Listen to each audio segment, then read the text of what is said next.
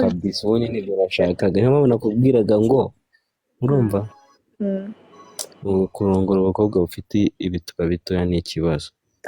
igituba gito ntabwo gitaka kuri igituba kinini kirataka, noneho wakirongoye cyamaze gushyuha cyatsemo umuriro cyoroshye cyatepese kiba kiri kuvuga ngo ngenda gikubita ku buryo mbwira ati kabisa mbabara turekere kikuma tujya mu biciro umpaye angahe?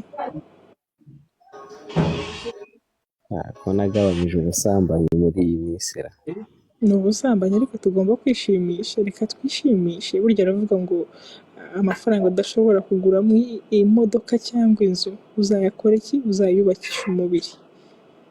Kubaka umubiri urongora igituba kiryoshye, umwana aguha igituba ujye uvuga ni kabisa ngaho mubwira nanjye no kwita sheri. Burya ubonye umuntu uzakurongora neza utangira no kumwita sheri, ngaho shusho mbwira gusaba energy se yari icyo tuzagura ji amafanta n'ibintu aho ubwira ujya unywa akayoga tuzarongorana ntitwasinze ntacyo bitwaye kabisa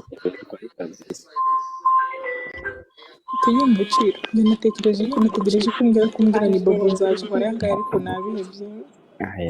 wambwira aho gushaka ahubwo ukoze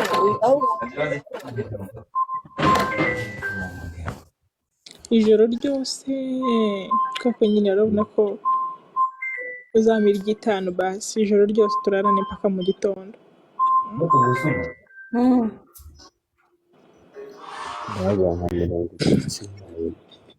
ariko cyekora ariko matiza abantu zijya zinsetsa ngo nguswenge imvura igahera mu gituba. ni ukujya kuzana intuze nyine bakayikuramo. cyekora ngewe hari ibintu bijya binyumiza. Karame mukundwa Pazo 250 meze neza, wowe umeze ute? nanjye meze bo gutuma mbishaka ntacyo naguha mu kandi kanya ubwo uraza kuyifata mu ntoki. reka twifashirize umwana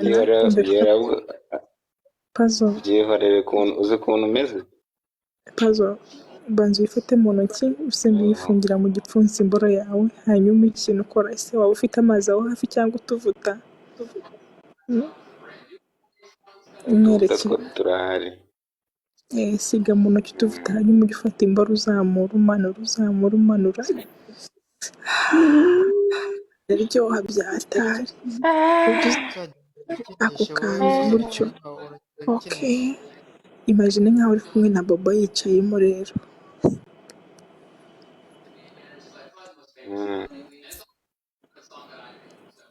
waje kunyandikira inbox isabwa tukabihuza. njye kurongorana video call nishyuza menshi kuko burya nago Damuru myutinga telefone yawe stop le meze neza ariko Damuru myutinga